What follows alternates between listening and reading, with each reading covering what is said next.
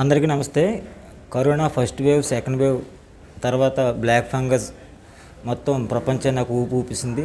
ఇప్పుడు రీసెంట్గా ఒమిక్రాన్ అనే కొత్తది వచ్చింది. దీని మీద అప్డేట్స్ ప్రముఖ senior consultant doctor Yanamadala Muralikrishna గారిని అడిగి తెలుసుకుందాం. సార్, ప్రస్తుతం ప్రపంచాన్ని ఒమిక్రాన్ అనే ఒక సూక్ష్మక్రిమి అందరినీ భయభ్రాంతులకు గురి చేస్తుంది. దీని గురించి అప్డేట్స్ ఇవ్వండి సార్. 2019 డిసెంబర్లో చైనాలో వుహాన్ నగరంలో కరోనా వైరస్ సోకి కోవిడ్ జబ్బును కలుగజేసింది. ఇది వేగంగా వ్యాపించి గతంలో లేనటువంటి ఈ జబ్బు కొత్తగా ప్రాణాంతకంగా పరిణమిస్తోంది అనేటువంటి విషయం ప్రపంచం తెలుసుకుని ఉలిక్కిపడింది.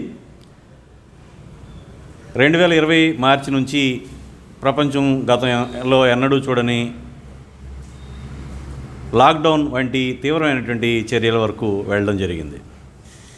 కరోనా వైరస్ అనేటువంటిది ఆర్ఎన్ఏ వైరస్, అంటే వీటి యొక్క వారస కణాలు జీన్స్ అనేవి ఆర్ఎన్ఏ రూపంలో ఉంటాయి, మనుషుల్లో డిఎన్ఏ రూపంలో ఉంటాయి. అట్లనే చాలా జంతువుల్లో క్రిముల్లో డిఎన్ఏ రూపంలో వారస కణాలు ఉంటాయి. ఆర్ఎన్ఏ వైరస్లు అనేటువంటివి ఒక తరం నుంచి తర్వాత తరానికి విభజన చెందేటువంటి క్రమంలో వాటి యొక్క జన్యు కణాలలో, వారస కణాలలో మార్పులు చోటు చేసుకుంటూ ఉంటాయి. వీటిని మ్యూటేషన్స్ లేదా ఉత్పరివర్తనాలు అని చెప్పేసి అంటూ ఉంటాం. ఇది ఆర్ఎన్ఏ వైరస్లో చాలా ఎక్కువ. వాస్తవానికి విశ్వంలో ఉన్నటువంటి అన్ని జీవుల్లో కూడా ఒక తరం నుంచి తర్వాత తరానికి ఎంతో కొంత మార్పు వస్తూనే ఉంటుంది వారస కణాలలో. కానీ ఆర్ఎన్ఏ వైరస్లో ఇది చాలా గరిష్టంగా ఉంటుంది.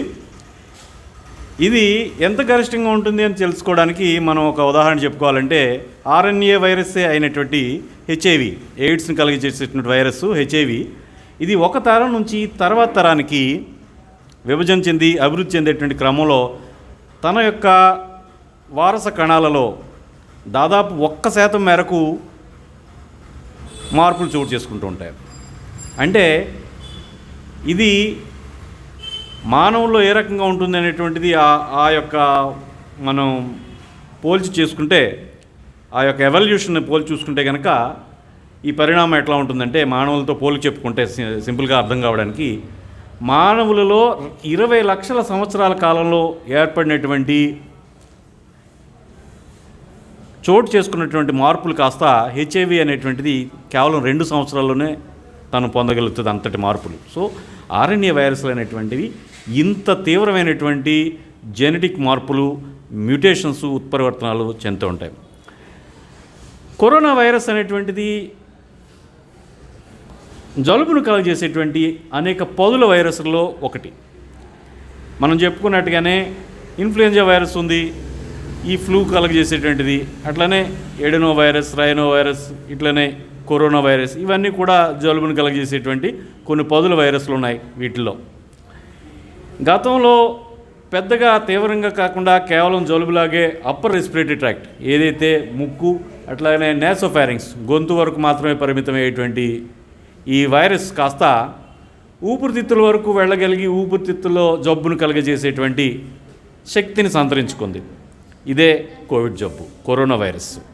కరోనా వైరస్లో జరిగినటువంటి ఈ రకమైనటువంటి విపరీతమైనటువంటి జెనెటిక్ మ్యూటేషన్స్ మూలంగా, వారస అణువులలో ఉన్నటువంటి వారస కణాల్లో ఉండేటువంటి మార్పుల మూలంగా ఈ సాధారణ జలుబును కలుగజేసే వైరస్ కాస్త కోవిడ్ అనేటువంటి ఒక తీవ్రమైనటువంటి జబ్బును కలుగజేసేటువంటి వైరస్గా రూపాంతరం చెందింది. దక్షిణాఫ్రికా అట్లానే బోట్స్వానా దేశాల్లో వేరియంట్ ఆఫ్ కన్సర్న్గా ఇప్పుడు చెప్తున్నటువంటి ఒమిక్రాన్ అనేటువంటి కొత్త వేరియంట్ని గుర్తించారు. ఈ ఒమిక్రాన్ అనేటువంటిది చాలా వేగంగా వ్యాప్తి చెందుతుంది. మ్యూటేషన్స్ మూలంగా రకరకాలైనటువంటి శక్తులు లేదా గతంలో ఉన్నటువంటి ముందు ఉన్నటువంటి లక్షణాలు కొన్ని కోల్పోవడం జరుగుతూ ఉంటాయి. ఈ వేరియంట్ ఆఫ్ కన్సర్న్ ఏంటంటే ప్రధానంగా విపరీతంగా వ్యాప్తి చెందుతుంది అనేటువంటిది ఒమిక్రాన్ వైరస్ గురించి మొట్టమొదటిగా గుర్తించారు.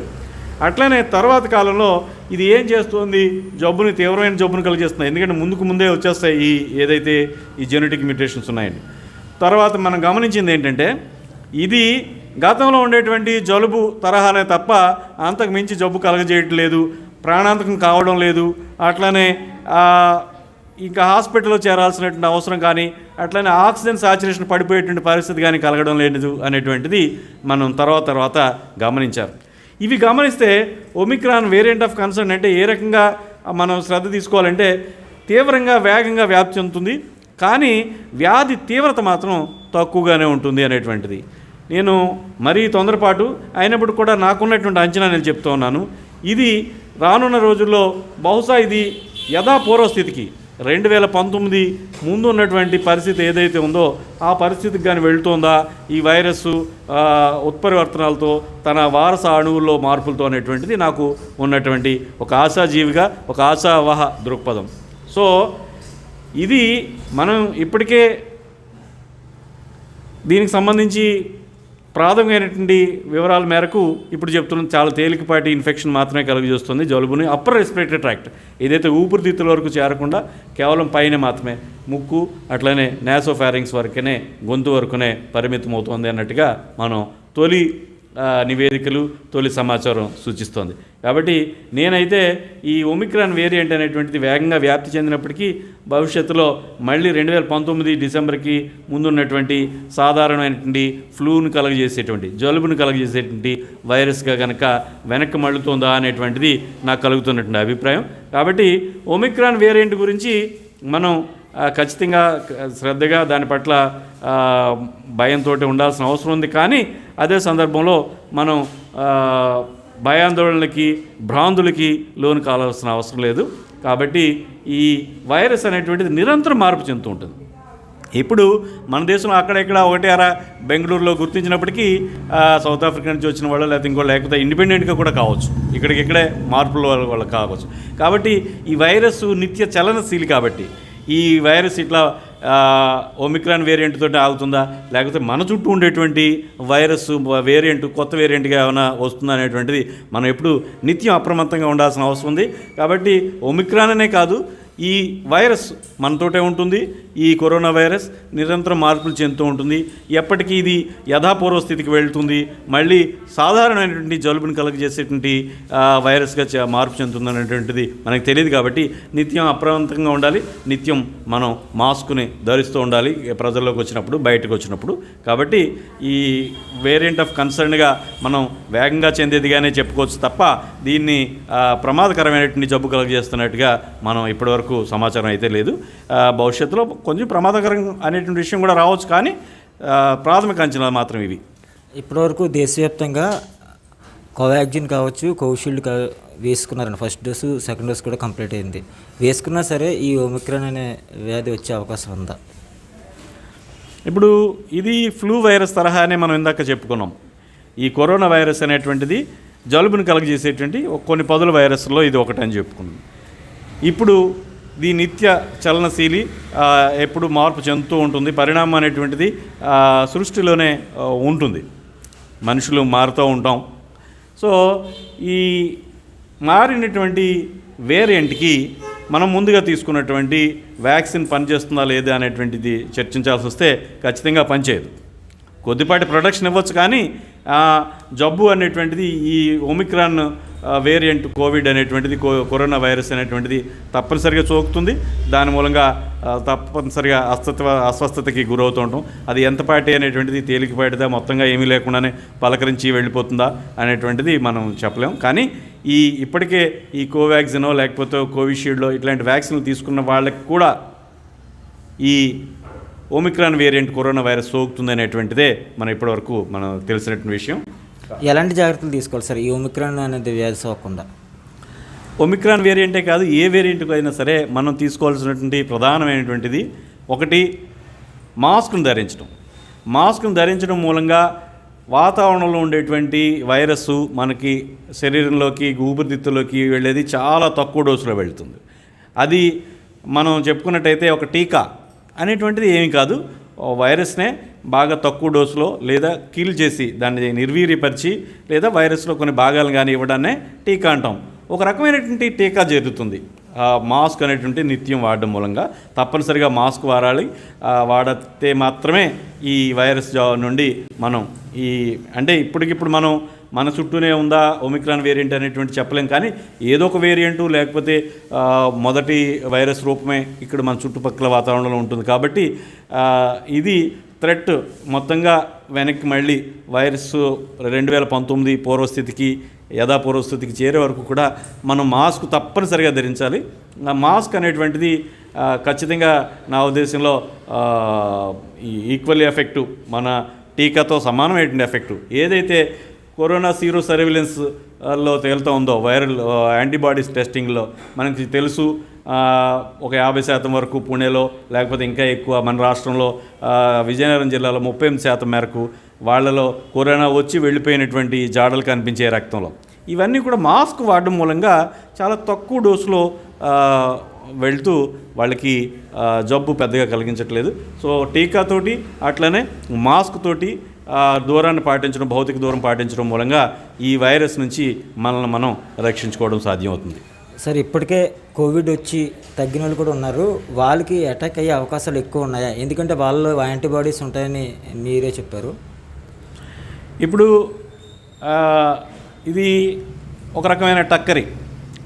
ఇది ఏంటంటే రూపం మార్చుకునే కొద్దీ అది గతంలో వచ్చినప్పటికి కూడా రక్షణ ఇవ్వలేదు.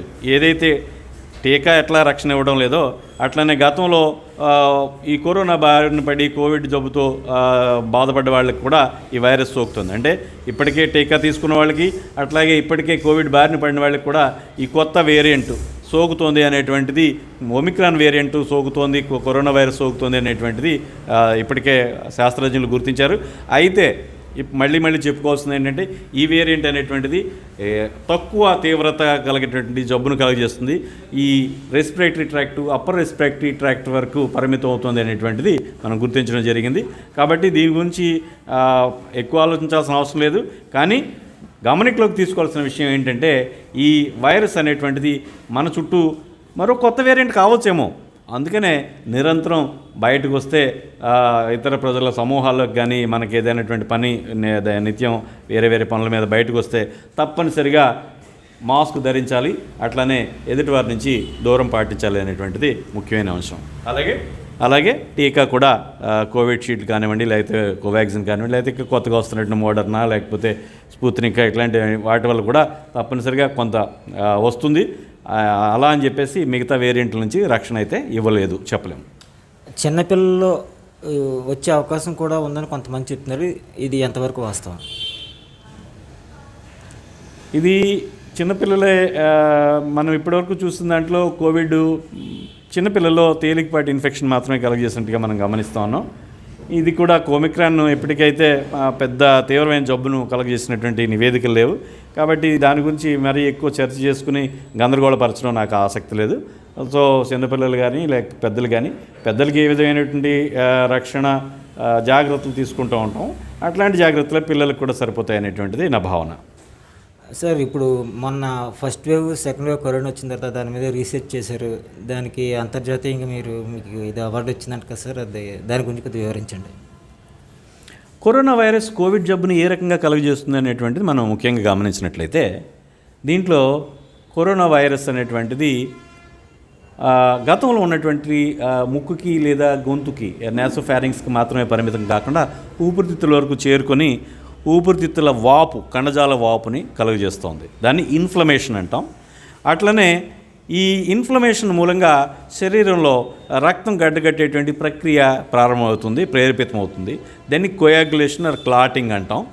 అట్లనే ఈ ఏదైతే దెబ్బతిన్నటువంటి ఊపిరితిత్తులు, ఇన్ఫ్లమేషన్ మూలంగా దెబ్బతిన్నటువంటి ఊపిరితిత్తులు ఉన్నాయో అవి మనం నిత్యం శ్వాసించేటువంటి గాలిలో ఉన్నటువంటి రకరకాల బ్యాక్టీరియల్ క్రిములకి లొంగిపోయి బ్యాక్టీరియల్ ఇన్ఫెక్షన్ వచ్చేటువంటి అవకాశం ఉంది. సో ఈ రకంగా దీంట్లో ప్యాథోఫిజియాలజీ అంటాం మనం వైద్యపరంగా. ఇక్కడ జరుగుతున్నటువంటి మార్పుల్ని, కోవిడ్ జబ్బు కలుగజేస్తున్నటువంటి మార్పులు చూసినట్టయితే inflammation, coagulation and bacterial infection, ఈ మూడు. ఇప్పుడు మనకి బ్యాక్టీరియల్ ఇన్ఫెక్షన్ చాలామంది అడుగుతూ ఉంటారు. బ్యాక్టీరియల్ ఇన్ఫెక్షన్ ఏంటంటే ఉన్నది వైరస్ ఇన్ఫెక్షన్ కదా, దీనికి వేరే ఒక యాంటీబయాటిక్ ఇవ్వాల్సిన అవసరం, దీంట్లో ఏ రకంగా పనిచేస్తుంది అనేది. ఇక్కడ సింపుల్గా మనం తెలుసుకోవాల్సింది ఏంటంటే, ఇప్పుడు మనం కాలు మామూలుగా ఉన్నటువంటి కాలు ఒక మురికి గుంట్లో పడింది, పడినప్పుడు మనకి ఏ విధంగా కడిగేసుకుంటే అక్కడ ఏమి ఉండదు, ఏమీ అవ్వదు, ఇంటాక్ట్ స్కిన్ అంటే చర్మం అంతా ఆరోగ్యకరంగా ఉన్నటువంటిది. అట్లా కాకుండా మనకి ఒక చిన్న గీరో లేకపోతే చిన్న గాయమో లేకపోతే చిన్న ఏదో ఒక రేగి ఉన్నటువంటి చర్మం ఉన్నటువంటి కాలు కనుక ఒక డ్రైన్లో పడితే ఖచ్చితంగా చీము పడుతుంది, అది బ్యాక్టీరియల్ ఇన్ఫెక్షన్. అదే మాదిరిగా ఎప్పుడైతే ఊపిరితిత్తుల కణజాలం దెబ్బతినిపోయిందో మనం తీసుకున్నటువంటి ఈ ప్రపంచంలో మనం ఎక్కువగా ఈ చుట్టూ అనేక రకాలైనటువంటి బ్యాక్టీరియా, వైరస్, ఫంగై మన చుట్టూ వాతావరణంలో ఉంటాయి. ఈ వాతావరణంలో ఉండేటువంటి గాలిని మనం తీసుకున్నప్పుడు ఈ గాలితో పాటు ఈ బ్యాక్టీరియా, వైరస్, ఫంగై మనకు ఊపిరితిత్తుల్లోకి వెళ్తుంది. అక్కడ ఇది ఇన్ఫెక్షన్, బ్యాక్టీరియల్ ఇన్ఫెక్షన్, అవి సాధారణమైనటువంటి ఇన్ఫెక్షన్, బ్యాక్టీరియల్ ఇన్ఫెక్షన్ కలగజేసేటువంటి పరిస్థితి ఉంది. కాబట్టి ఈ బ్యాక్టీరియల్ ఇన్ఫెక్షన్ అనేటువంటిది కూడా ఇది కోవిడ్కి పరిణామంగా మనం గమనించాల్సిన విషయం. సో ఈ మూడింటికి ఇప్పటి వరకు ప్రాచుర్యంలో ఉన్నటువంటి వివిధ అనేకమైనటువంటి, అది డాక్సిసైక్లిన్ కావచ్చు, లేకపోతే ఐవర్మెక్టిన్ కావచ్చు, లేకపోతే పారాసెటమాల్ కావచ్చు, ఇవన్నీ కూడా ఇప్పుడు మనం చెప్పుకున్నటువంటి ఇన్ఫ్లమేషన్, కోయాగ్యులేషన్, అట్లనే బ్యాక్టీరియల్ ఇన్ఫెక్షన్ని అడ్రస్ చేసేటువంటివి కాదు. డాక్సిసైక్లిన్ ఉన్నప్పుడు కూడా పెద్దగా రెస్పిరేటరీ, ఇది శ్వాస వ్యవస్థకు సంబంధించిన బ్యాక్టీరియా మీద పెద్ద ప్రభావం చూపేటువంటి యాంటీబయాటిక్ కాదు. సో ఇటువంటి పరిస్థితుల్లో ఈ మూడింటికి, ఈ తేలికపాటి కరోనా వైరస్కి సంబంధించి ఈ మూడింటిని అడ్రస్ చేసే విధంగా నేను హోమ్ కేర్ కిట్ని రూపొందించాను. దీంట్లో ఏంటంటే ఈ ఇన్ఫ్లమేషన్ని అట్లనే కోయాగ్యులేషన్ని తగ్గించడానికి గాను యాస్పిరిన్ 150 మిల్లీగ్రాములు, అట్లనే ఇంకా కోయాగ్యులేషన్కి యాస్పిరిన్, అట్లనే యాస్పిరిన్కి యాంటీ ప్లేట్లెట్ అగ్రిగేటర్ అంటాం దాన్ని, అట్లనే దీన్ని NSAID కిందకి వస్తుంది, non steroidal anti inflammatory drugs కింద వస్తుంది. సో అట్లనే యాంటీ ఇన్ఫ్లమేటరీగా పనిచేస్తుంది. అట్లనే ఇన్ఫ్లమేషన్ మరీ ఎక్కువగా ఉంటుంది కాబట్టి దాన్ని తగ్గించడానికి ప్రెడ్నిసోలోన్ 10 మిల్లీగ్రాములు ఉదయం రాత్రి, అట్లనే యాస్పిరిన్ మధ్యాహ్నం 150 మిల్లీగ్రాములు ఒకటి, అట్లనే కొంత రెస్పిరేటరీ బ్యాక్టీరియా మీద పనిచేసేటువంటి ఒక యాంటీబయాటిక్ ఎజిత్రోమైసిన్ని, దీన్ని కూర్చి నేను ఒక హోమ్ కేర్ కిట్ని తేలికపాటి కరోనా జబ్బు కోసం రూపొందించడం జరిగింది. దీంట్లో ఈ మూడింటి గురించి మనం వివరంగా చెప్పుకోవాల్సి వస్తే, యాస్పిరిన్ అనేటువంటిది కొంతమంది అనేక రకాలైనటువంటి సందేహాలు వెలుబుచ్చుతూ ఉంటారు. యాస్పిరిన్ వేసుకుంటే రక్తం గడ్డగట్టుగా పోతుందా, లేకపోతే స్టెరాయిడ్ వాడితే షుగరు పెరిగిపోతుంది, లేకపోతే బీపీ పెరుగుతుందా అనేటువంటిది. ఇప్పుడు ప్రధానంగా నేను చెప్పింది ఏంటంటే, ఈ మందులు అనేటువంటివి ప్రధానంగా ఇతర అనారోగ్యాలు లేని వాళ్ళకి తేలికపాటి కరోనా వైరస్ జబ్బు, కోవిడ్ జబ్బు నుంచి బ్రహ్మాండంగా పనిచేస్తున్నటువంటిది మనం గమనించడం జరిగింది. యాస్పిరిన్ మనందరికీ తెలుసు. ఈ ఒకసారి గుండె జబ్బుకు సంబంధించి, లేదా ఒక బీపీకి సంబంధించి, లేదా ఒక డయాబెటీస్, షుగర్ వ్యాధికి సంబంధించి ఒకసారి అంటూ గుర్తిస్తే చాలామంది వైద్యులు, నా సహచర ఫిజిషియన్స్ జీవితకాలం 1 సంవత్సరం, నెల, 2 నెలలు, 6 నెలలు, సంవత్సరం, 10 సంవత్సరాలు కాదు, వాళ్ళు ఇంచుమించుగా తరువాత కాలం ఒక 40 ఏళ్లలో గుర్తిస్తే ఒక 60 ఏళ్ళకో 70 ఏళ్ళకో ఆయన అంతగా బతికారు అనుకుందాం. అన్నేళ్ల పాటు ఈ యాస్పిరిన్ ఇవ్వడం అనేటువంటిది మనకు తెలుసు. యాస్పిరిన్ అనేటువంటిది వైడెస్ట్ థెరపటిక్ రేంజ్, 50 మిల్లీగ్రాముల నుంచి 6000 మిల్లీగ్రాముల వరకు రోజుకి వాడగలిగేటువంటి థెరపటిక్ విండో ఉన్నటువంటి, వైడెస్ట్ థెరపటిక్ విండో ఉన్నటువంటి మందులు. సో అంత డోస్ వైడ్ రేంజ్ ఉన్నది. అట్లనే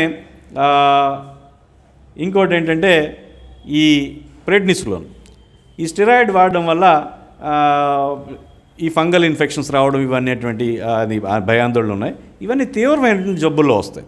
కానీ తేలికపాటి కరోనా వైరస్ వరకు ఏదైనా సరే స్టెరాయిడ్ని ఒక మాదిరి నుంచి ఎక్కువ డోసుల వరకు కూడా ఒక 2 వారాల లోపల కనుక వాడితే అది ప్రమాదకరం కాదు అనేటువంటిది వైద్యశాస్త్రం చెప్తోంది. నేను 10 రోజుల పాటు వాడుకోవచ్చు అనేటువంటిది చెప్పడం జరిగింది. ఇకపోతే ఎజిత్రోమైసిన్ అనేటువంటిది ఈ రెస్పిరేటరీ ఇన్ఫెక్షన్స్లో, ఏదైతే శ్వాసకోశ ఇన్ఫెక్షన్స్లో తరచుగా వాడేటువంటి ఒక మాదిరి యాంటీబయాటిక్. ఈ మూడింటితో పాటు ఇంకా ఒక paracetamol, vitamins B complex, C, zinc, అట్లనే విటమిన్ డి, ఇవన్నీ కూడా సప్లిమెంట్స్ తీసుకుంటే వారి యొక్క రోగ నిరోధక శక్తి ఆప్టిమమ్గా తగిన స్థాయిలో పనిచేసి కోవిడ్ని అదుపు చేస్తుంది అనేటువంటిది మనం నిర్ధారించడం జరిగింది. నేను ఒక 60 మంది పేషెంట్స్లో ఈ మందులు ఇచ్చినప్పుడు అట్లనే 60 మంది పేషెంట్స్లో డాక్సైక్లిన్ వాడుతున్న వాళ్ళని పోల్చి చూసినప్పుడు 2 వారాలకి ఈ 60 మంది ఈ యాస్పిరిన్ అట్లనే ప్రెడ్నిస్లోను తీసుకున్న వాళ్ళలో, ఎజిత్రోమైసిన్ తీసుకున్న వాళ్ళలో 59 మంది మొదటి వారం 7 రోజులకల్లా జ్వరం ఇతర లక్షణాలన్నీ తగ్గిపోయినాయి. అట్లనే 10 రోజులకల్లా ఈ వీళ్ళకి నెగిటివ్ రావడం జరిగింది 59 మందికి. ఒక్కళ్ళకి మాత్రం ఆక్సిజన్ శాచురేషన్ పడిపోవడం, జ్వరం అది అదుపులోకి రాకపోవడంతో వాళ్ళు హాస్పిటల్లో అడ్మిట్ అయ్యారు. ఇది మొదటి వారానికి. అట్లనే ఈ 60 మంది ఏదైతే డాక్సైక్లిన్, ఐవర్మెక్టిన్ ఇలాంటివి తీసుకుంటున్న వాళ్ళు ఉన్నారో వాళ్ళని కనుక చూస్తే 52 మందికి ఆరోగ్యం మెయింటైన్ అయింది. 8 మందికి ఆరోగ్యం క్షీణించి వాళ్ళు అలాగే ఆక్సిజన్ శాచురేషన్ పడిపోయి హాస్పిటల్లో చేరాల్సిన అవసరం వచ్చింది. 2 వారాలకి చూసుకున్నట్టయితే ఈ 60 మందిలోనూ 8 మందికి ఏదైతే ఎజిత్రోమైసిన్, యాస్పిరిన్ అట్లనే ప్రెడ్నిస్లోన్ తీసుకున్న వాళ్ళు ఉన్నారో 52 మందికి చక్కగా వాళ్ళ అన్నింటికి అతీతంగా ఉన్నారు. 8 మంది మాత్రం ఈ నిస్సత్వ, ఆయాసం, దగ్గు అనేటువంటివి ఉన్నాయి. అదే ఈ డాక్సైక్లిన్ తీసుకున్న వాళ్ళు 60 మందిలో 38 మంది ఈ 2 వారాల తర్వాత చూసినట్టయితే వాళ్ళకి ఆయాసం, దగ్గు, నిస్సత్వ, అలసట అనేటువంటివి ఉన్నాయి. అంటే ఇందులో ఎజిత్రోమైసిన్, యాస్పిరిన్ అలాగే ప్రెడ్నిస్లోన్ తీసుకున్న వాళ్ళలో కేవలం 60 మందిలో 8 మంది మాత్రమే ఇటువంటి ఇబ్బందులకు గురైతే ఈ డాక్సైక్లిన్ తదితర మందులు తీసుకున్న ఇప్పటి వరకు ప్రాచుర్యంలో ఉన్న మందులు తీసుకున్న వాళ్ళలో 38 మందికి ఈ సమస్యలు ఉన్నాయి. అంతిమంగా తేలింది ఏంటంటే, ఒకటి ఈ యాస్పిరిన్, ప్రెడ్నిస్లోన్ తీసుకున్న వాళ్ళలో ఎక్కువ మంది త్వరగా కోలుకుంటున్నారు ఏదైతే డాక్సైక్లిన్తో తీసుకుంటున్న వాళ్ళతో పోలిస్తే. అట్లనే జబ్బు తగ్గిన తర్వాత, కోవిడ్ నుంచి బయటపడిన తర్వాత వాళ్ళలో వచ్చేటువంటి ఈ కాంప్లికేషన్స్ ఏవైతే ఉన్నాయో అవి కూడా బాగా తక్కువగా ఉంటున్నటువంటిది తేలింది నా పరిశోధనలో, నా పరిశీలనలో. ఇది నవంబర్ 17-18 తారీఖులో global summit on infectious diseases అనేటువంటి ఒక సదస్సులో నేను వర్చువల్గా ప్రజెంట్ చేయడం జరిగింది. ఇది కోయలిస్ రీసెర్చ్ గ్రూప్ అనేటువంటిది అమెరికా సంస్థ వాళ్ళు చేస్తారు. ఇది తర్వాత ఏదైతే స్కోపస్ ఇండెక్స్ డేటాబేస్లో ప్రచురిస్తారు. ఇది ప్రపంచవ్యాప్తంగా మరింత మంది తెలుసుకుని దీన్ని పాటించేటువంటి అవకాశం ఉంది. మనందరికీ తెలుసు, చాలామందికి మిత్రులందరికీ తెలుసు, నేను ఇప్పుడు నేను ఏదైతే చెప్పానో ఇదే ప్రోటోకాల్ని, ఈ వైద్య విధానాన్ని నేను నా ఫేస్బుక్ పేజీలో ప్రచురించడం జరిగింది ఏప్రిల్ 17న. దాదాపుగా కొన్ని వేల షేర్లు నేను మళ్ళీ ప్రచురించినప్పటికీ అది ఒక 7,000-8,000 మంది షేర్లు చేసుకుని, అట్లానే మిగతా వాళ్ళు కూడా వాళ్ళు అలా షేర్ చేసుకుని తెలుగు రాష్ట్రాల్లో అత్యంత ప్రజాదరణ పొందినటువంటి ఒక ప్రోటోకాల్ ఇది. ఏదైతే నేను ప్రాథమికంగా హెచ్ఐవి ఎయిడ్స్ సాంక్రమిక వ్యాధుల నిపుణుడిని. సో నాకు ఈ గుదిగుచ్చినటువంటి సాంక్రమిక వ్యాధుల కింద ఒక సమాహారం కింద మనం హెచ్ఐవి ఎయిడ్స్ని చూడవచ్చు. ఎయిడ్స్లో ఉండి వచ్చేటువంటి సాంక్రమిక వ్యాధులు, ఇన్ఫెక్షస్ డిసీజెస్ ఇంకే జబ్బులోనే రావు. సో నేను ఇన్ఫెక్షస్ డిసీజెస్ నిపుణుడిగా ఈ ఒక ఇన్ఫెక్షస్ డిసీజ్ అయినటువంటి కోవిడ్లో ఈ ప్రోటోకాల్ని రూపొందించడం జరిగింది. గతంలో కూడా నేను ఎయిడ్స్లో కొన్ని ప్రత్యేకమైన కార్యక్రమాలు చేశాను. ఇవాళ రోజున ప్రపంచవ్యాప్తంగా ఎయిడ్స్ ట్రీట్మెంట్లో, హెచ్ఐవి ట్రీట్మెంట్లో 3 మందుల కాంబినేషన్ వాడడం అనేటువంటిది స్టాండర్డ్ ఆఫ్ కేర్, ప్రామాణికం. నేనైతే నా ప్రాక్టీస్ 2000లో స్టార్ట్ చేశాను. అప్పటి నుంచి ఇప్పటికి కూడా 2 మందులు కాంబినేషన్ను హెచ్ఐవికి వాడుతూ ఉన్నాను. అట్లనే ఈ మేరకు 2004లోనే నేను ఇంటర్నేషనల్ కాన్ఫరెన్స్లో 2 మందుల కాంబినేషన్ చక్కగా పనిచేస్తుంది అనేటువంటిది చెప్పడం జరిగింది. ఇటీవల కాలంలో గడిచిన 4-5 ఏళ్ల నుంచి 3 ఏళ్ల నుంచి ఈ 2 మందుల కాంబినేషన్ ఏదైతే కొత్తగా హెచ్ఐవిని డయాగ్నోస్ చేసిన వాళ్ళు, నిర్ధారించిన వాళ్ళలో 2 మందుల కాంబినేషన్ బాగుంటుంది అనేటువంటిది కూడా ప్రపంచవ్యాప్తంగా చెప్తున్నారు. సో ప్రపంచం ఏదైతే చెప్తోందో అలాంటి దానికి నిశ్చితంగా పరిశీలిస్తే మనమే ఇలాంటి చోట్ల కూడా, కాకినాడ లాంటి చోట్ల నుండి కూడా అనేక విషయాలు చెప్పొచ్చు. మనకేంటంటే సీరియస్నెస్, కొత్తగా ప్రయత్నిద్దాం, ఆలోచిద్దాం అనేటువంటిది. ఇందులో నేను చేసింది ఏమీ లేదు. అక్కడ ప్యాథోఫిజియాలజీ అందరికీ తెలిసిందే. ఇప్పుడు ఏవైతే ఈ యాస్పిరిన్నో లేకపోతే ప్రెడ్నిస్లోనో లేకపోతే ఈ ఎజిత్రోమైసిన్ ఏదైతే వాడుతున్నామో ఇవి మనం చెప్పుకున్నటువంటి ఇన్ఫ్లమేషను, కోయాగులేషను, అలాగే బ్యాక్టీరియల్ ఇన్ఫెక్షన్. హాస్పిటల్లో ఈ జబ్బు, కోవిడ్ జబ్బు తీవ్రమయ్యే హాస్పిటల్లో చేరిన వాళ్ళు ప్రతి ఒక్కళ్ళు వాడతారు. నేను యాస్పిరిన్ వాడుతూ ఉంటే హాస్పిటల్లో చేరిన వాళ్ళకి ఏదైతే low dose molecular weight low molecular weight heparin అంటాం అది వాడతారు. అట్లనే డాబిగాట్రాన్ అనేవండి, ఎపిక్సబాన్ అనే అలాంటి యాంటీకోయాగులెంట్స్ వాడుతూ ఉంటారు. ఇవన్నీ కొత్తవి, ఖరీదైనవి. అయితే యాస్పిరిన్లో ఉన్నటువంటి అదనపు గుణం ఏంటంటే ఇది వైడెస్ట్ థెరపటిక్ రేంజ్ అని చెప్పాను. 50 మిల్లీగ్రాముల నుంచి 6,000 మిల్లీగ్రాముల వరకు వాడుకోవచ్చు. అయితే ఇప్పుడు ఫ్యాక్టర్ 10A మీద ఆధారపడినటువంటి ఈ డాబిగాట్రాన్ కానివ్వండి, ఎపిక్సబాన్ కానివ్వండి, ఇలాంటి వాటికి ఏంటంటే నేరో థెరపటిక్ విండో అంటాం. తక్కువ డోస్ కనుక సరిపోకపోతే పనిచేయదు, కొంచెం ఎక్కువైతే బ్లీడింగ్ ఎక్కువ అవుతుంది. కానీ యాస్పిరిన్తో అంత ఎక్కువ ఉండదు. కడుపులో అల్సర్లు ఉన్న వాళ్ళకి ఎవరికైనా జాగ్రత్తగా ఉండాలని చెప్తూ ఉంటాం. యాంటాసిడో లేకపోతే ఫామోటిడిన్ లాంటిది వాడుకుంటూ ఇది వాడుకోవాలని చెప్తూ ఉంటాం. సో వాళ్ళు మాత్రం వైద్యుల పర్యవేక్షణలో తీసుకోవాలి. అట్లనే ప్రెడ్నిస్లోన్ దాని బదులు మిథైల్ ప్రెడ్నిస్లోనా, మరోటా లేకపోతే హైడ్రోకార్టిజోనా ఇవన్నీ హాస్పిటల్స్లో ఇస్తూ ఉంటారు. ఇవన్నీ కూడా హై డోస్లో ఇస్తూ ఉంటారు హాస్పిటల్లో తీవ్రంగా ఉన్నప్పుడు. అట్లనే బ్యాక్టీరియల్ ఇన్ఫెక్షన్ కోసం రకరకాల హై ఎండ్ యాంటీబయాటిక్స్ ఇస్తూ ఉంటారు హాస్పిటల్స్లో జాయిన్ అయినప్పుడు. సో ఇవే నేను సమాజంలో 100కి 70 మందికి 60 మందికి వచ్చేటువంటి తేలికపాటి కోవిడ్ జబ్బుకి ఏదైతే హోమ్ కేర్కి సూచించామో ఇది నేను సూచించాను. ఇవే ఏదైతే హాస్పిటల్లో తీవ్రమైనటువంటి జబ్బుతో చేరిన వాళ్ళకి ఇస్తున్నారో వాటిలోనే తేలికపాటికి ఏదైతే ఇవ్వగలమో అవన్నీ చూసి చేర్చడం జరిగింది. ఈ రకమైనటువంటి హోమ్ కేర్ కిట్ ప్రజాదరణ పొందింది. ఇది లక్షలాది మంది, వేలాది మంది దీన్ని పాటించారు అని నాకు చెప్తా ఉన్నారు. ఇప్పుడు ఒమిక్రాన్కి కూడా ఈ విధమైన కిట్ తయారు చేసి యోచన ఏమైనా ఉందా? ఇప్పుడు ఒమిక్రాన్, డెల్టా ప్లస్ లేకపోతే మ్యూ, ఆల్ఫా, బీటా ఈ వేరియంట్ ఏదైనప్పటికి కూడా ఈ జబ్బుని కలగజేసేటువంటి విధ్వంసాన్ని శరీరంలో కలగజేసేటువంటి విధానం ఇదే: inflammation, coagulation and bacterial infection. కాబట్టి ఇది ఏ వేరియంట్కైనా పనిచేస్తుంది. కాకపోతే వేరియంట్స్ ఉన్నప్పుడు అది ఎంత స్పీడ్గా వెళ్తుందో. ఇప్పుడు డెల్టా ప్లస్ వేరియంటు 2021లో మార్చి, ఏప్రిల్, మే, జూన్ వరకు కూడా సెకండ్ వేవ్లో ఎక్కువ మంది ప్రాణాలను తీసింది. సో అది వేగంగా వ్యాపించడమే కాకుండా తీవ్రమైనటువంటి జబ్బును కలగజేసేటువంటి వేరియంట్ అది. ఇది ఓమిక్రాన్ వేరియంట్ అనేటువంటిది వేగంగా వ్యాపిస్తుంది. ఇప్పుడున్న వాటిలన్నింటికంటే కూడా ఎక్కువ వేగంగా వ్యాపిస్తుంది. కానీ జబ్బు తీవ్రత అనేటువంటిది ఇంతగా లేదని చెప్తున్నారు. సో ఏ వేరియంట్ అయినా సరే ఇంచుమించుగా వైద్యం ఇదే. ఎందుకంటే ఈరోజు వరకు కూడా ఈ కరోనా వైరస్కి వ్యతిరేకంగా పనిచేసేటువంటి నిర్దిష్టమైనటువంటి స్పెసిఫిక్ మందు ఏదీ లేదు. ఏదైతే రెమ్డెసివిర్ అని చెప్తున్నామో గతంలో వాడుకున్నటువంటి ఎబోలా వైరస్ కోసం అభివృద్ధి పరిచినటువంటి మందు. సో మనం విన్నాం, అది కొంచెం నవ్వులాటగా ఉంటుంది. మధ్యప్రదేశ్లో స్పూరియస్ నకిలీ రెమ్డెసివిర్ ఇచ్చారు. మామూలుగా రెమ్డెసివిర్ ఇచ్చిన వాళ్ళు ఏ విధమైన ఫలితాలు వచ్చినాయి, వాళ్ళకి అవే ఫలితాలు వచ్చినాయి. అది పొరపాటున జరిగింది. కానీ వెనక్కి చూసుకుంటే కనుక రెట్రోస్పెక్టివ్ స్టడీస్ అంటాం, అక్కడ మంచి జెన్యూన్ రెమ్డెసివిర్ ఇచ్చిన వాళ్ళలో వచ్చినటువంటి ప్రయోజనాలు వచ్చినాయి, అటువంటి ఫలితాలే వచ్చినాయి అని చెప్పేసి మనం చూసాం. ఇది ఒక రకమైనటువంటి దాన్ని ఏమంటాం, ప్లాసిబో ఎఫెక్ట్. అంతేగాని ఖచ్చితంగా ఇది రెమ్డెసివిర్ కరోనా వైరస్ మీద పనిచేస్తున్నటువంటిది ఇప్పటి వరకు నిరూపితం కాలేదు. WHO వాళ్ళతో సహా ఇది లిస్ట్ నుంచి తొలగించినటువంటి విషయాలు కూడా అందరికీ తెలుసు. ఇవాళ రేపట్లో సోషల్ మీడియా మూలంగా మీడియా కాలం కాబట్టి అందరికీ అన్ని విషయాలు తెలుసు. సో ఇదే వైరస్కి, ఇదే వేరియంట్కి ఇప్పుడు చెప్పుకున్నటువంటి మందులే పనిచేస్తూ ఉంటాయి.